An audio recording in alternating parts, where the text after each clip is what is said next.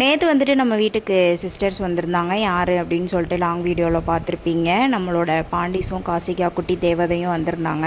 So அவங்க வந்து இப்போக்குள்ளே நம்ம வீட்டுக்கு பேபி பிறந்ததுலேருந்து வரவே இல்லை. ஒரு தடவை தான் வந்திருந்தான். பேச ஸ்டார்டிங்கில் புதுசில் ஒரு தடவை வந்திருந்தான். அப்புறம் வந்து பாப்பா பிறந்ததுலேருந்து வரவே இல்லை. நான் தான் அங்கே போய் பார்த்துட்டு வந்தேன். சரி வீட்டுக்கு வா ஒரு தடவை அப்படின்னு சொல்லிட்டு அவளுக்கு நேற்று வந்து வர்றதுக்கு டைம் கிடச்சிருக்கு. ஸோ வந்துட்டாங்க. வரவும் வந்துட்டு அம்மா வந்து காலையிலே சிக்கன் எடுத்து கொடுத்துட்டாங்க. வராங்க அப்படின்னு சொல்லவும் சிக்கன்லாம் எடுத்து கொடுத்துட்டாங்க. நான் அதை வந்துட்டு மத்தியானம் அவங்க வர்ற டைமில் வந்து பிரியாணி தான் ரெடி பண்ணியிருந்தேன். பிரியாணி, அப்புறம் வந்துட்டு தயிர் பச்சடி, அப்புறம் எக்கு. என்னால் முடிஞ்ச வரை வந்துட்டு அவங்கள நல்லபடியாக கவனித்து அனுப்பியாச்சு. அப்புறம் வந்துட்டு பாப்பாவை வந்து அவள் பாண்டிஸ் வந்து தூங்கிட்டு இருந்தா. ஸோ நான் வந்து பாப்பாவை மடியில் போட்டு கொஞ்சிட்டு அழகாக அவள் கையில் குட்டியாக இருந்ததா, யாருக்கு தான் குழந்தனா பிடிக்காது, சரின்னு சொல்லிட்டு சரி நம்ம தூங்க வைப்போம் அப்படின்னு சொல்லிட்டு அவளை வந்து பார்த்து ரசிச்சுக்கிட்டே தூங்கிட்டு இருந்தாங்க. அப்புறம் வந்துட்டு ஃபைனலி வீட்டுக்கு கிளம்பிட்டாங்க. ஏன்னா டைம் வந்து 5:30 ஆயிடுச்சு. அப்பயுமே செம்மையாக தூங்கிட்டு இருந்தா.